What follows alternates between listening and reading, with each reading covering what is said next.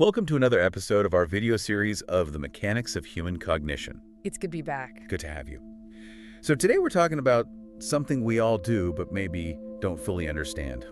Sleep. Right. And there's this huge cultural paradox around it, isn't there? Especially in some societies. This idea that sleep is just a waste of time.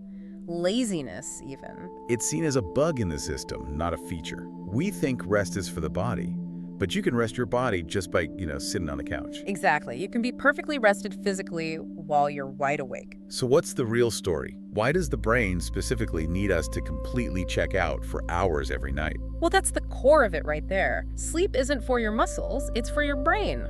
The brain requires this very specific, very active state to perform essential maintenance. Active maintenance. So it's not about shutting down, it's more like taking your car to the service station. That's a great analogy. It's an internal overhaul, and it is absolutely non-negotiable. If you want proof, just look at dolphins and whales. Okay, so they're mammals. They have to breathe air. Right. They can't just go fully unconscious or they drown. It's a huge evolutionary problem. So how do they solve it? How do they get this mandatory maintenance done?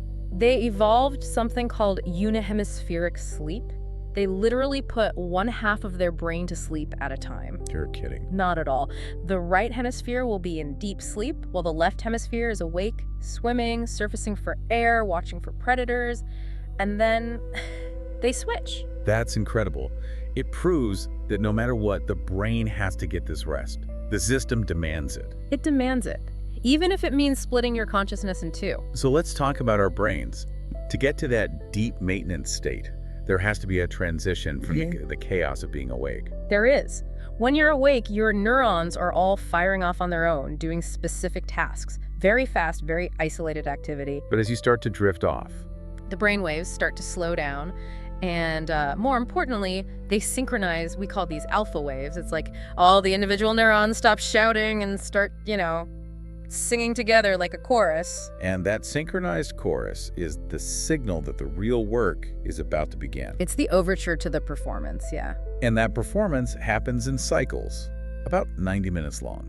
We go through these different stages, 1, 2, 3, 4. Right, and what surprises people is how quickly you get to the really deep part, stage 4. Yeah, you can hit that within the first half hour to an hour, can't you? You can. You go down deep, spend some time there, and then you cycle back up and into the first period of REM sleep. REM, rapid eye movement. This is the one everyone's heard of. They call it paradoxical sleep.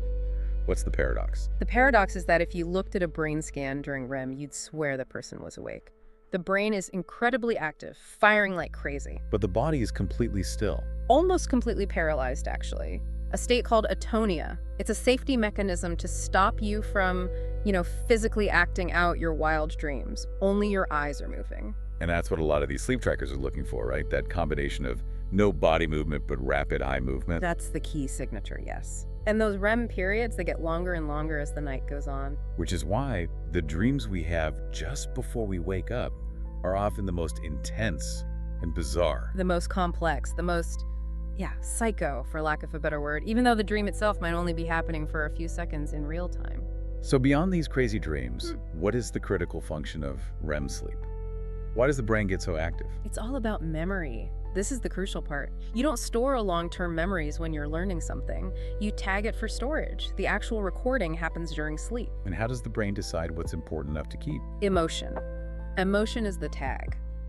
If an experience or a piece of information generated an emotional response, joy, fear, excitement, anything, the brain marks it as important. So the mundane stuff, like what I had for lunch 3 Tuesdays ago, just gets deleted because there's no emotional charge to it. It's just noise. About 99% of your daily sensory input gets wiped. We have proof of this too.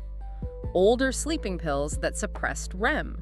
What happened? They caused severe memory loss. People would wake up feeling exhausted because their brain never did its cognitive filing.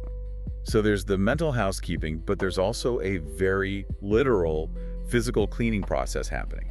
the glymphatic system. Yes, and this is maybe one of the most important sleep discoveries of the last 15 years or so. It's a game changer. Because the brain doesn't have a normal lymphatic system like the rest of the body to clear out waste. It doesn't. So during deep sleep, this glymphatic system kicks in. Cerebrospinal fluid is literally pumped, almost sprayed, into your brain tissue. It's like a power wash for your brain. A nightly power wash. It's so intense that the brain actually swells and then deflates slightly as it flushes out all this metabolic debris. And the stakes for not doing this are incredibly high. Extremely high. When you're chronically sleep deprived, that cleaning doesn't happen properly. That waste builds up.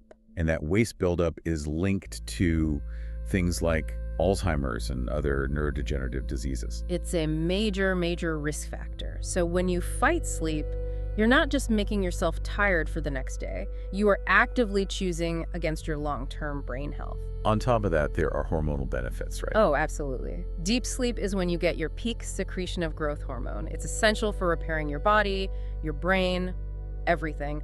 Poor sleep messes with your insulin, your weight control. It just leaves you vulnerable. Okay, so if it's so obviously critical for our survival, why are we so bad at it? Yeah. This brings us to the conflict between our biology and modern life. The circadian conflict, yeah.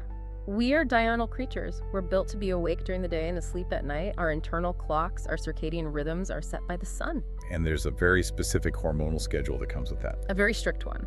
For most people, melatonin, the sleep hormone, starts to rise around 10 p.m. It peaks around midnight to 1 a.m. That's your prime time for the most efficient sleep and that glymphatic cleanup. Then on the other end, you have cortisol. The stress hormone. Right, but it's also the wake-up hormone. It starts to peak around 6:30 a.m. to get you up and ready for the day. And that morning cortisol spike is actually a pretty intense event for the body, isn't it? It is. Statistically, it's when the highest number of heart attacks occur. It's the body slamming into go mode. Now here's the modern problem.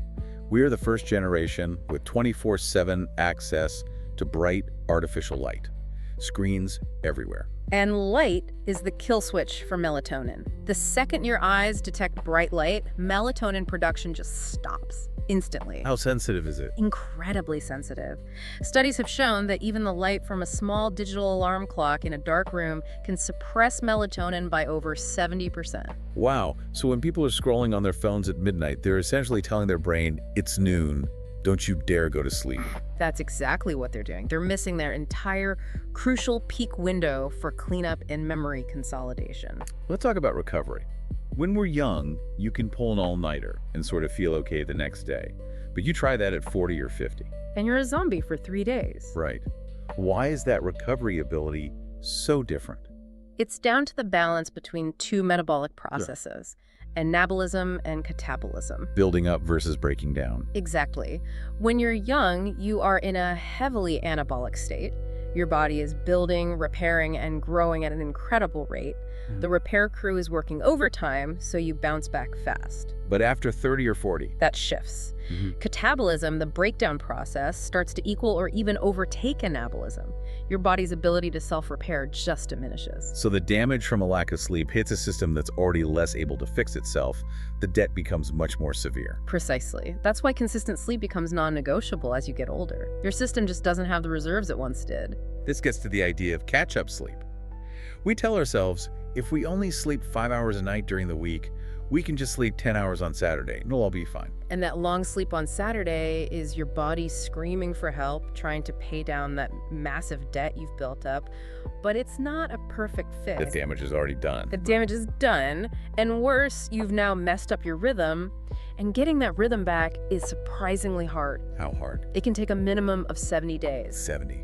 Yeah. Just from a few bad nights. If you seriously disrupt your cycle, say binge watching a show until 3 a.m. for a weekend, it can take over 2 months of strict discipline to get your natural circadian rhythm back on track. The system hates change. That is a shocking number. So for someone listening who knows they're stuck in a bad cycle, sleeping too late, what's the one thing they can do to start shifting it back? You have to send a powerful signal to your brain's master clock, which is in the hypothalamus. And the most powerful signal is bright light. So get sunlight first thing in the morning. Yes. Or, if that's not possible, use a very bright, high Kelvin light, that bluish-white light that mimics daylight. for 15 minutes right when you wake up around 6 or 7 a.m. And that blast of morning light basically tells your brain, okay, this is the official start of the day, reset the clock now. That's the signal. In nature, it was the sunrise. We have to replicate that signal deliberately to pull our body clocks back into alignment. So to pull this all together, sleep is a job. It's not a luxury. It's for memory, cleaning, and regulating our entire system. What's the final takeaway? We have to embrace routine. And, maybe most importantly, we have to manage our stress. Stress is the ultimate enemy of good sleep. It prevents that brainwave synchronization we talked about. So it's not just about hours in bed, it's about the quality of those hours. Exactly. You can't cheat biology. We have to work with it. And it makes you wonder, what's the real societal cost of all this? What do you mean? If we know chronic sleep loss is tied to metabolic disease, lower cognitive function, higher rates of depression, what is the hidden tax we are all paying in healthcare costs and lost productivity just because we've decided sleep is optional? That's a huge question. It's one for you, the listener, to think about. We're the first generation with endless reasons to stay up all night.